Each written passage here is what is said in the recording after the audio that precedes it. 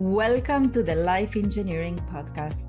My name is Gabriela Embon, former chemical engineer, relationship coach, and author. In each episode, we'll uncover the wisdom, strategies, and tools to help you build thriving relationships and purpose-driven careers.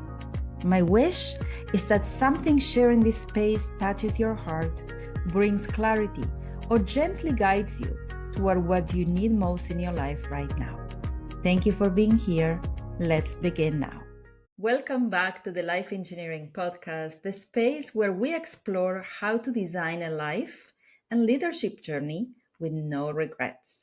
I'm your host, Gabriela Embon, relationship and career coach, and today we're diving into a topic that can actually make or break not just marriages, but careers and entire organizations. And if you guessed that is correct, the topic is communication. And for that, I have a wonderful guest, Rob Johnson, because he spent over 20 years as a trusted journalist in Chicago before moving into the world of strategic communications. He has guided Fortune 500 companies, nonprofits, and leaders through some of the most complex messaging challenges of our time. He also co-hosts the award-winning Can You Hear Me podcast, serves on multiple nonprofit boards, and is about to release his first book, Over Communicate, a guide for modern business leaders. Rob's mission is clear. In a world drowning in noise, leaders don't need to say more, they need to be understood. And that shift from noise to clarity might be the most critical leadership superpower of this decade. Rob, I'm so excited to have you here. Welcome. Gabriela, so much. Thank you so much. It's wonderful to be here with you, and big fan of the book, of course. Thank you. Thank you. Your book, I should say, your book. Thank you for that. Yes. So I want to start by asking you a more personal question. You grew up in a newsroom where questions were essential. How did that shape your understanding of communication and clarity? Well, I think what it taught me as a young journalist, as an anchor reporter for nearly 30 years, and the last, as you mentioned, 20 plus were in Chicago. It was learning to listen. And that's an ongoing journey even after I left the business, is to be a good listener. And that's one of the chapters in the book. It's about to be an over communicator, you must first ask good questions and be a good listener. I think the listening component is so important. So think about what an interview is. It's me interviewing you, wanting you to say the things that are going to be most interesting. So then I think, well, what do I need to be asking to get them there? And so I think the biggest lesson I learned in that newsroom as it related to being a good listener was that was part and parcel of our job. You had to listen to what people said. And more importantly, you might have had questions in your mind for them. But if I ask you a question and you answer something else that's very interesting, if I just have a list of questions, then I'm going to miss something, as opposed to, that's really interesting. You just said that, Gabriella. Let's talk about that. You have to be a good listener. You have to be listening at all times, and you have to be nimble on your feet and ready to pivot when the interview takes you that direction. That's why we said the ears are higher than the mouth, and we have two ears and one mouth. That's right. I love that. Now, you said brilliant ideas often get buried under poor communication. Why do you think so many leaders believe they're being clear when they're not?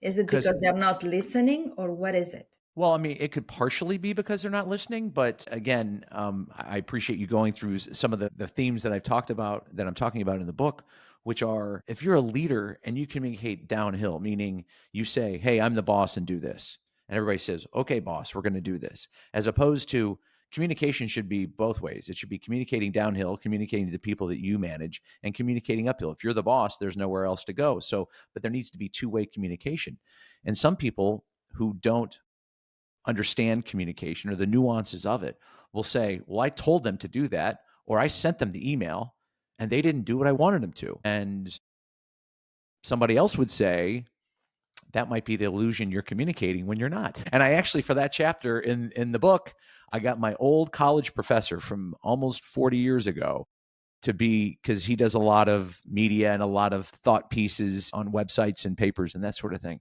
And so I used him as the person that I interviewed for this.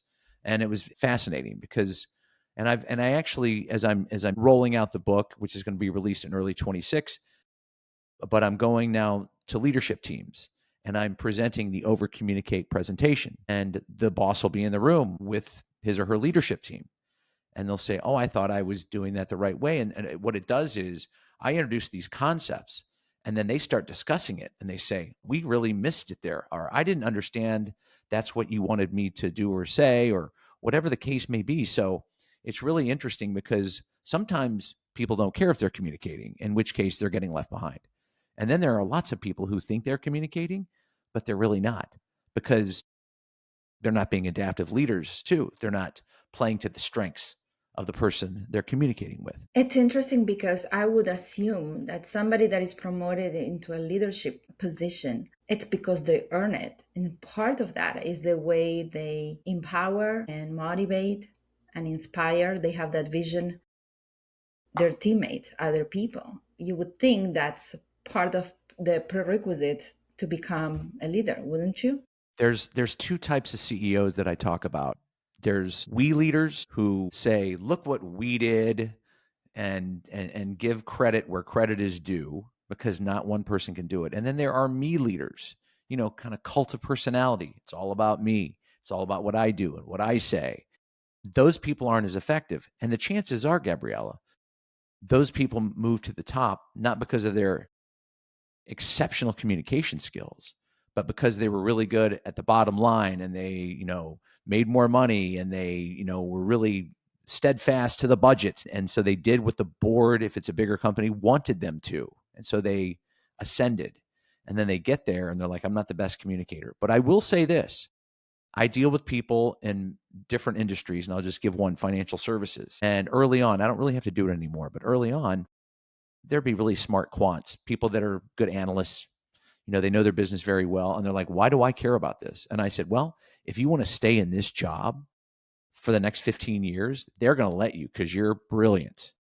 But if you don't understand how to communicate with people, not only for yourself, but to get more out of the people you're working with, or maybe the people that are working for you, then you're going to be missing something." And I think everybody understands that. And I think this day and age, a lot of times you see some really good we brand CEOs, very exceptional communicators. And I think that is what is required of the job now, even though in some industries, some companies, there's still old school communication going on, which means not much. Well, the good news is that even if somebody doesn't have, they didn't learn that skill previously, or they don't have that innate ability to communicate, it can be learned, correct? It absolutely can be learned. And I'll tell you, I have a couple of clients right now, and it's so stark because we're within the first 6 to 12 months of our engagement. So there's a lot of work to be done. There is a lot of unpacking to be done. And I'm just thinking about them when I say that they may have had 30 things going on in their head and they're communicating all this stuff and maybe it's too much. And then others maybe don't understand the power of their words. And I can say, and I'm thinking about a couple of them, they are really thriving because we're really drilling down and thriving on the concept of, all right, if you're somebody who's just going 20 miles a minute, you need to slow it down for everybody. You need to be clear, you need to be concise, and you need to make sure that they understand and everybody's on board. And conversely, the other person might be someone who isn't predisposed to do that. And they're thinking, I have to take the extra step to communicate that. I'm thinking it was in my head. Yeah, but if you didn't share it, it's not going to be received. And if you don't share it effectively, where people feel empowered and they feel deputized to go do what you need, then you will have missed the boat too. So I'm seeing a couple of them kind of early on. I've helped a lot of clients out with this, and a lot of them are good at it, but some of them didn't know how to do it.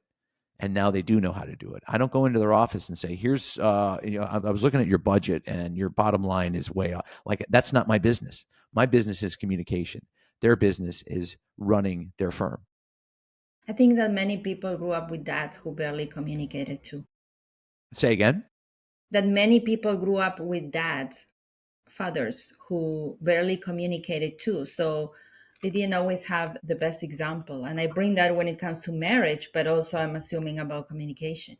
I mean, listen, the thing I love about your book is that it's going to make me a better husband. It's going to make my wife a better wife. It really forces you to think about those concepts that you need, those extra miles that you need to take, and the way you need to think about things. And I sat there reading your book and said, this is so analogous to business, because if you can't do this at home, there's no chance you're going to do it at business, because you may love the people at home.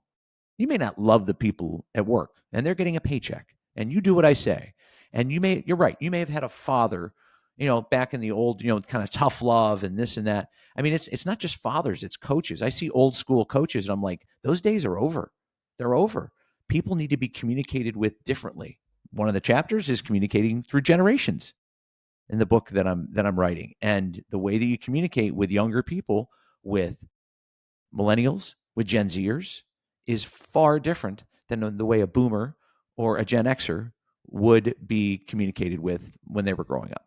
I can't wait. I can't wait to read your book. We're going to talk more and about the book and how to get a copy, but let's talk about the word over communicate, because that can make people cringe. Imagining endless emails or longer meetings, right? I'm over. It has a negative connotation. How do you reframe this for leaders so it becomes a tool, not a burden? Well, I'm so glad you talked about this, because before I wrote a word, I had the head of the publishing company say, "Hey, there's nothing being written about over communicate," because I was talking about it in the good way. And I said, "Well, that could be a marketing misstep. Like, what's going on?" And he said, "As long as you frame it early on and you reframe it and reframe it."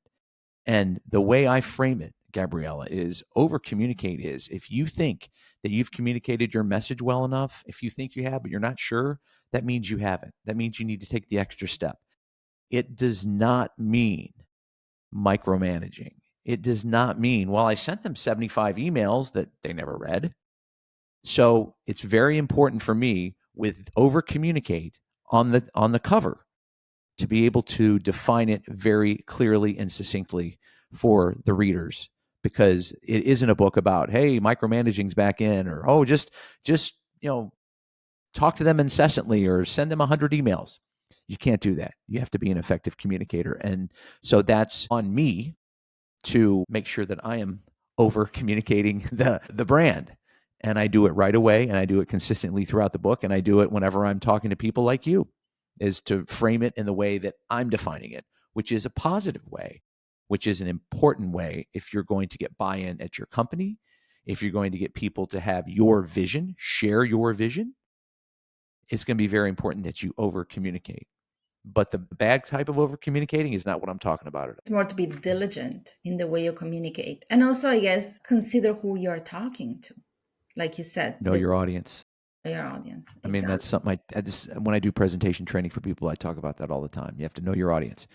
You have to have, what is your message when you go in there? Because people want to go into a meeting or an engagement and hit a home run, and I'm like, sometimes you hit doubles. And that's baseball parlance, right? But you walk out of there and you achieve the goal that you set forth for yourself. But you have to have message discipline, and you have to know who your audience is, and you have to be very specific about what a win is that day for you. If we have time, I'll share a story from when I work in the corporate, my challenges with communication. But I want to focus more on your book. And if we have time, I want to ask you that. What's your take on my story? But let's go back to your book. In your book, you introduce the communication flywheel. Can you walk us through what it is and why it's so powerful for building trust and alignment? Well, I think if you look at a wheel, everything's rotating around one thing. And the one thing is right in the center, and it is effective communication. And the flywheel is the different chapters that I'm introducing, the different concepts that I'm introducing. They're all related around communication. But if I'm talking about EQ, emotional intelligence, if I'm talking about, as I said before, communicating through generations, if I'm talking about being an elevator, somebody who elevates people to be better communicators, or if I'm talking about somebody who's a change agent, who's going in to companies and saying, you can't send all these emails, you can't just have one town hall, you have to communicate differently, or being nice versus being kind, or But wait, what's the difference between being nice and being kind? I mean, first of all, I didn't invent this, but I'm so fascinated by the concept that I wrote a chapter about it. A woman named Jennifer Jones, who is the CMO of Tidy Products, a medical device company. We were in a networking thing before, and then I loved it so much. She was on the podcast, just like you were on our podcast. And nice is, I'm going to tell you what you want to hear. Let's say we work together. I'm managing you, and I'm not really pleased with what you're doing. But every time you come up, or every time there's an evaluation, I'm like, you're doing fine. You're doing fine. You're doing fine. But you're not doing fine. That's being nice. That's letting you hear what you want to hear. Being kind is having developed a good enough relationship with you that I can say, Gabriela, we have a problem. You're not doing this. You're not meeting our goals here. You're not meeting them there. You need to be aware of this. I'm being kind to you by sharing what you need to know. That's nice versus kind. Nice does nobody any good. Kind is where it's at. I have to take a moment because this is brilliant. Okay. I was recently, I guess, at the podcast Seven Hats with Yuval Selik, and he shared the story that they had guests, and his wife, when the guests left, she was triggered, and she told him, she shared with him why she was triggered and how she was feeling. And instead of saying, oh, don't worry about it, they left, it's their issue, you're fine, he actually said, well, maybe you should look into what is it in you that trigger you, that you need to work on. And That's being kind, and it's that's also right. But now that you are presenting the difference between nice and kind, I'm like, that's exactly it. The way I actually frame it was, I said, that's commitment to your spouse. Because, and I gave the example, if it was your child, usually men say, oh, I'll tell her it's not her fault, she's fine, she looks great, and get away with it. But he was real and he was committed. Now I said, if it was your son who came from school and told you the teacher was upset because he didn't do his homework, you wouldn't tell your son, it's okay, your teacher is not worth it, you are fine. No, you're going to say, well, you should take responsibility of your work. You're going to do that with your child because you know it's the right thing to do. But we find that a lot of husbands don't do the right thing to do, the committed thing. You're committed to your child, you're also committed to your wife. of course you So are. I can see how I can present But this when I but you work with can't do clients it. that You way. can't do it if you don't have the relationship. That's right. If I don't know you, I can't just come in here and say, well, Gabriela, Look here, at it. this, and you'd be like, who is this guy? Yeah. So it's all based on having developed the relationship Bond of trust. enough that I've come to you enough times and said nice things and good things for the things you're doing well. And now I'm coming to you and sharing with you with the things that you perhaps need improvement on.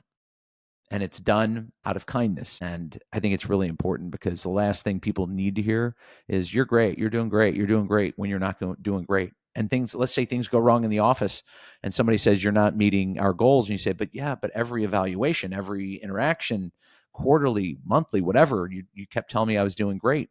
Then you backed yourself into a corner because you've given them all positive reviews. And now you're saying, I'm sorry. And they're like, but you never told me this.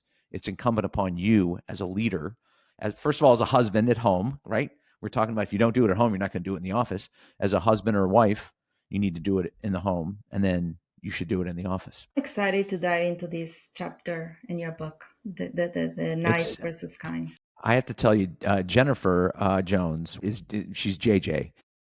Every time I'm around her, I learn something, and she's a CMO of the medical company, the medical device company, and she is absolutely brilliant, and she loves her people, and she's invested in them, and she just goes that extra mile. So every time she opens her mouth, I even said this after she was on the podcast. I'm like, I feel like every time I'm around you, I'm in some sort of master class. It's just, it's brilliant, you know? So she is fascinating, and she's now, you know, somebody I would call a friend. And I'm just so grateful that she participated in the book. Beautiful. Hope she listens to this. I'm sure she knows, but so wait a second. So we were with the But yeah, with the wheel. flywheel. So I'm So sitting there. one was being nice versus kind. Well, yeah, I mean, so it's all, I mean, so in this, at the center of the flywheel that goes around, right? It's communication. And in my case, it's the way I define over communication. And what's at the end of the flywheel over here? It's sincerity. It's nice versus kind over here. It's being a change agent. It's being an elevator. It's communicating between generations. It's all these chapters I've come up with. To over communicate, the opposite is under communicate. So we get into quiet firing and quiet quitting and how dangerous that is. Or having to deliver tough messages. One of my favorite chapters is communicating tough messages. It's from my old boss at the CBS station here in Chicago. He took over right after the recession in '08. Times were brutal. I mean, historically bad. And this is in the book. And I said, first meeting was at Harry Carey's, the steakhouse here in Chicago, and he had all the anchors there. And he said, people will be shocked at how much less money they're going to be making. It's like, wow, nice to meet you. And he meant it. Now you got their attention, that's for sure. He got our attention. He sure did.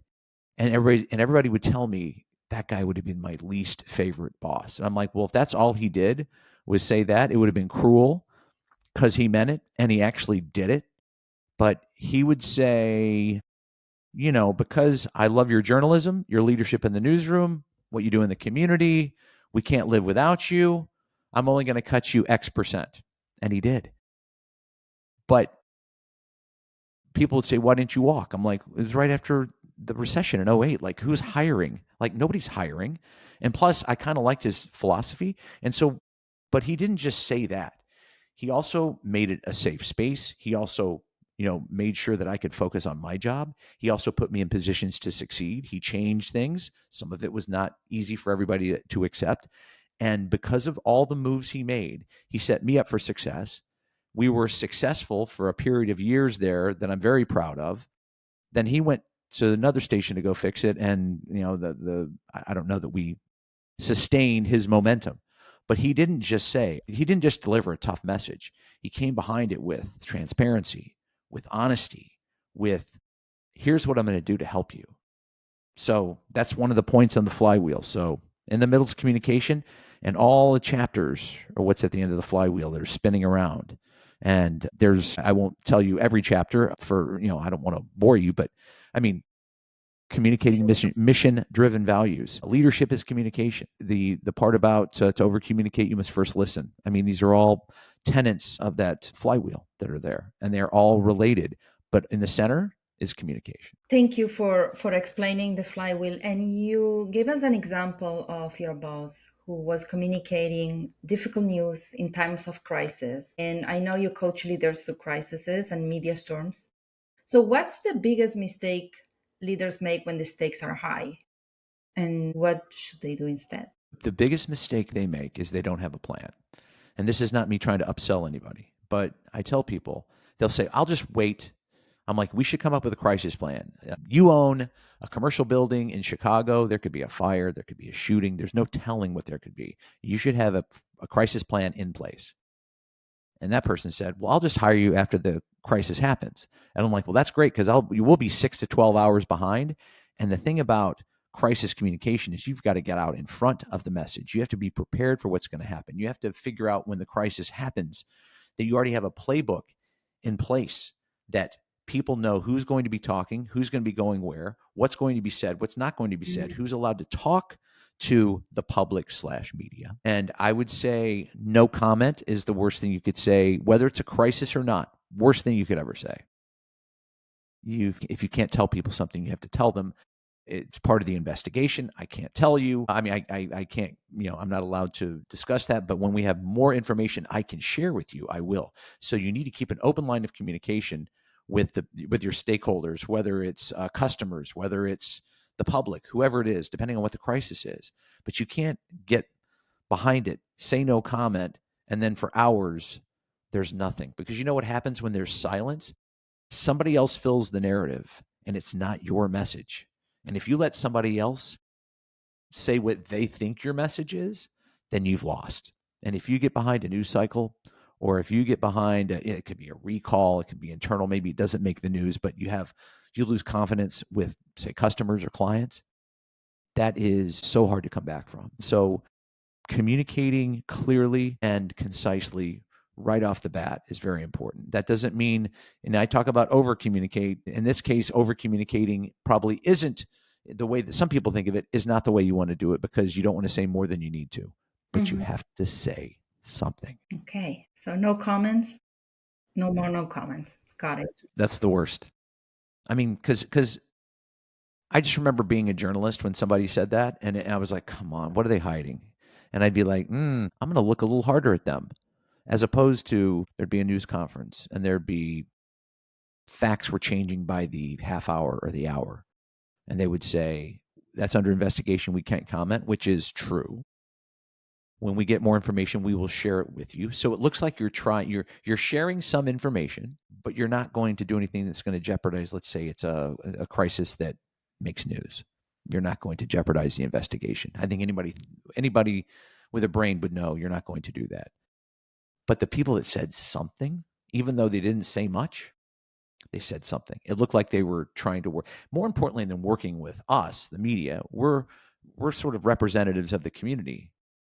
They were respecting the community, and that is crucial. I love that. So for the executive listening right now, who has a big team meeting tomorrow, what's one shift they can make immediately to communicate with more clarity and impact? Well, I think being a good listener, it starts with that.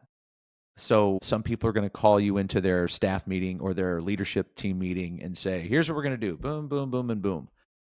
The best leaders that I've seen, the times when I've had the most success communicating, is when you're around a room and you're like, what do you think? What do you think? What's your opinion? You know, you're getting input from people. Now, if you're the boss, you're going to do what's best for the company, clearly. But if I feel like I'm heard and I'm in that meeting, and you're not going to implement everything you hear in the meeting, but let's say you do implement a couple of things, or you heard that and you think that's a good way to proceed, or whatever the case is, that is going to buoy that person on your leadership team so much, or that manager that may not be part of the leadership team. That is going to make them run through walls for you.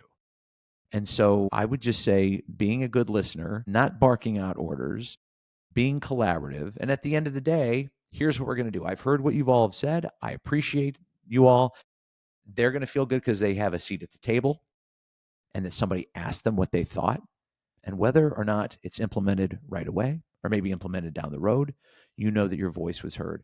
You're going to get a lot more out of people that way. You're going to get a lot more collaboration. And I would say that you just over communicated in a good way, because you took that extra step. That's the thing I'm talking about. When somebody has that little internal dialogue that says, did I do enough? The answer is like, nope, you didn't do enough. If you know you did enough, then you can walk out of that meeting with confidence, knowing that your team is set up for success. I think that sometimes the kindest thing you can do is make somebody feel heard. You know, and people talk about, I just mentioned it, a seat at the table. Oh, so-and-so has a seat at the table now. That's fine. But if you have a seat at the table and your opinion isn't valued in any way, or nobody's listening to you, they're not hearing you, having that seat at the table is pretty meaningless. So it's more than just having a seat at the table. Having the ear of the people that are in a position to, whether it's change or whether it's implementing certain strategies, whatever the case is, that's the key, is being heard at that meeting, at that table, not just sitting there, but being heard. Yeah, I can definitely see that. Rob, please tell us where and when can people find your book?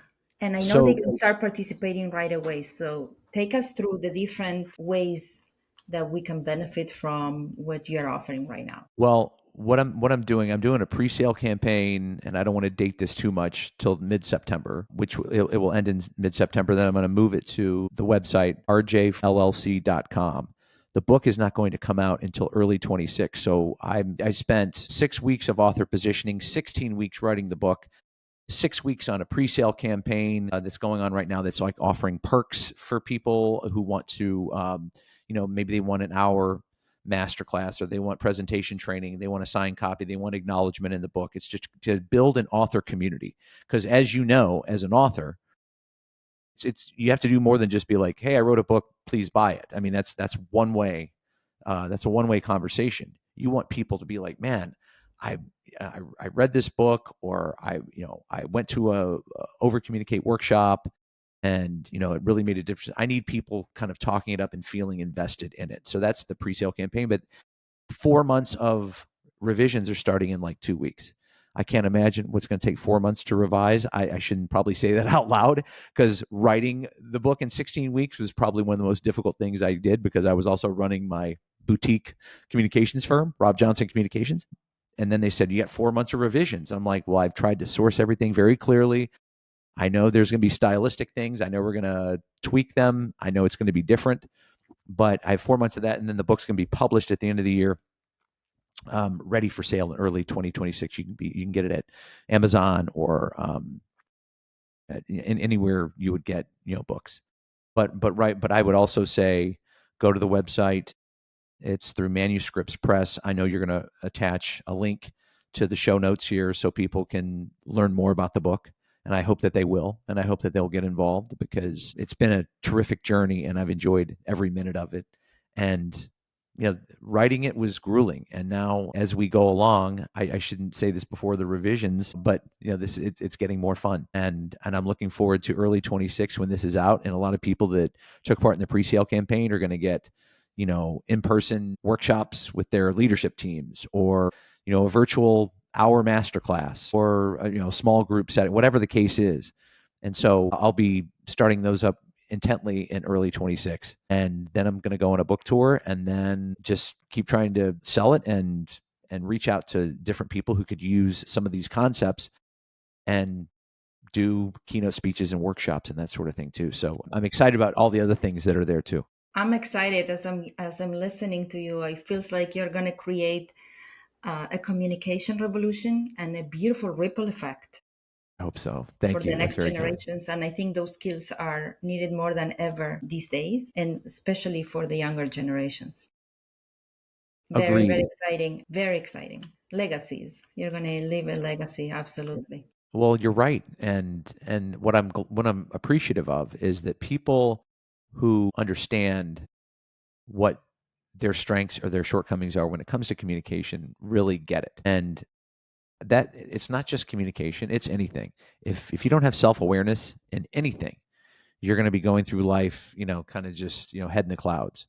If you have self-awareness, and the clients that hire me say, we're not really good at that, could you help us with that? I'm like, absolutely. And then I'll go into companies, or any company, and they'll say, oh, well, we have a CMO, a chief marketing officer, and we have a marketing department, we're fine. And I'm like, yeah, those people are keeping their head above water doing your day-to-day.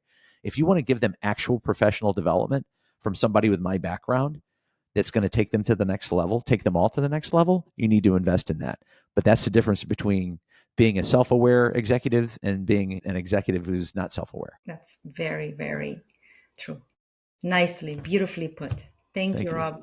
This has been such a powerful conversation. What I love about your work is that it doesn't just live in theory. It comes from decades of lived experience in newsrooms, boardrooms, and crisis situations where clarity truly matters, right? It really does. All these people I interviewed for the book that I built chapters around, they're all rock stars in their own right.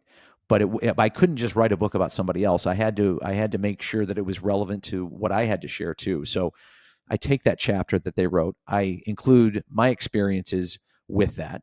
I include research. So I really beef up the chapters around an individual, but also I have to share my experiences. I have to show my subject matter expertise, which has developed all over those years of doing journalism, and the last almost 7 now doing Rob Johnson Communications, which I love. Fantastic. So for our listeners, Rob's upcoming book, Over Communicate, is a blueprint for any leader who's tired of noise and ready to make clarity their competitive edge. Thank you, Rob, for being here today. Thank you for sharing your genius and your passion. It's a beautiful combination to have genius and passion together. If today's episode sparked something for you, take this as your reminder. Don't just assume you're understood. Make sure you are over communicate in a good way. And to all of you listening, don't forget to subscribe, share this episode with a colleague, and keep building a life and a leadership legacy of no regret. Thanks for